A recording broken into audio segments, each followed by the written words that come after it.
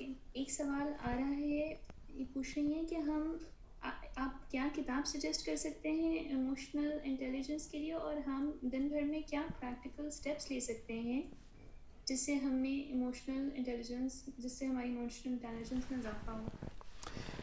دیکھیے بیٹا، بات یہ ہے کہ کسی بھی علم کے دو آسپیکٹ ہوتے ہیں. ایک ہے اس کی تھیوری، اور ایک ہے اس کو تجربے کے طور پر اپنے مزاج کا حصہ بنانا.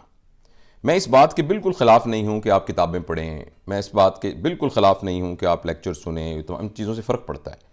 لیکن یہ تمام اگر ہمیں فرض کریں 4 تھیوریز ایموشنل انٹیلیجنس کی آ جائیں گی، اور اگر ہمیں یعنی 6 ان آتھرز کے نام آ جائیں گے کہ جنہوں نے ایموشنل انٹیلیجنس کے اوپر مختلف تجربات کیے، اور ہمیں ایموشنل انٹیلیجنس کے نہ ہونے کے کیا نقصانات یہ زبانی یاد ہو جائیں گے، اور ہم اور لوگوں کو اس کے بارے میں تقریر کر کے بتا سکیں گے، تو اس کا یہ مطلب قطعاً نہیں ہوگا کہ ہم ایموشنلی انٹیلیجنٹ ہو جائیں گے.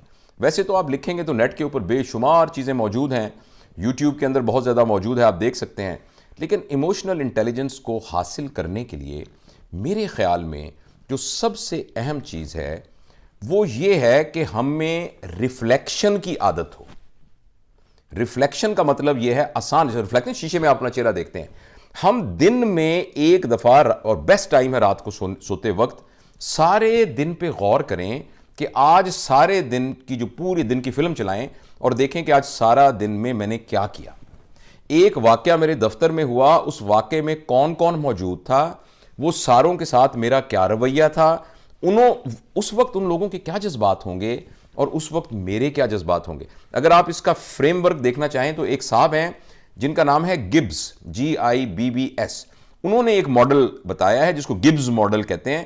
وہ ایکچولی یہی باتیں ہیں کہ آپ کسی بھی واقعے کا انالیسس کریں رات کو بیٹھ کر، اور یہ دیکھیں کہ یہ جو میں نے کیا یہ کیوں کیا، اور رات کو ہی آپ کو پتہ لگ جائے گا کہ فلاں جگہ پر جو میں نے بات کی وہ مجھے نہیں کرنی چاہیے تھی، اس جگہ پر جو میں نے اس شخص کے بارے میں ایک نیت کے اندر ایک شک لے کے آیا وہ مجھے نہیں کرنا چاہیے تھا.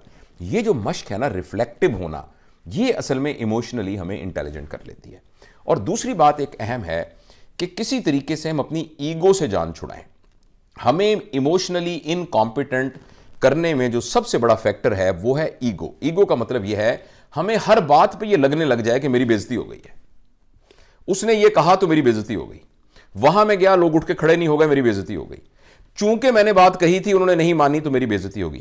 دیکھیے ایگو کی ڈیفینیشن یہ ہے کہ آپ اپنے آپ کو وہ سمجھیں جو آپ نہیں ہیں.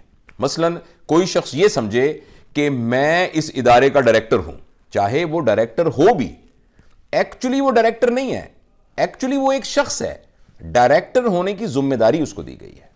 لہٰذا جب وہ اپنے آپ کو ڈائریکٹر صاحب سمجھنے لگے گا تو اس کے ڈائریکٹر صاحب کو ذرا سا بھی دھچکا لگا تو اس کو لگے گا یہ مجھے دھچکا لگا ہے، اور وہ اس کو ریٹیلیٹ کرے گا.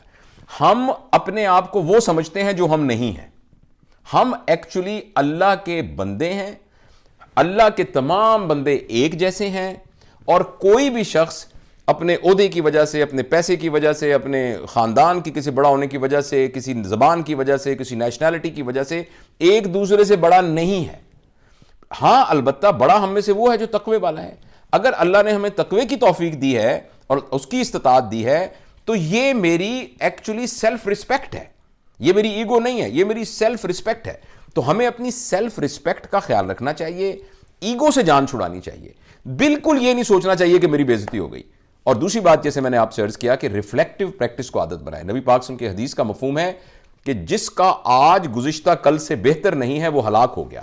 تو میں اور آپ آج 4 تاریخ کو جو کچھ ہیں 5 تاریخ کو آج سے بہتر ہونے چاہیے. اگر یہ میں اس بات کا منصوبہ بنا لوں تو انشاءاللہ کل میں اس سے بہتر ہوں گا، کل میری ایموشنل انٹیلیجنس آج کی نسبت بہتر ہوگی.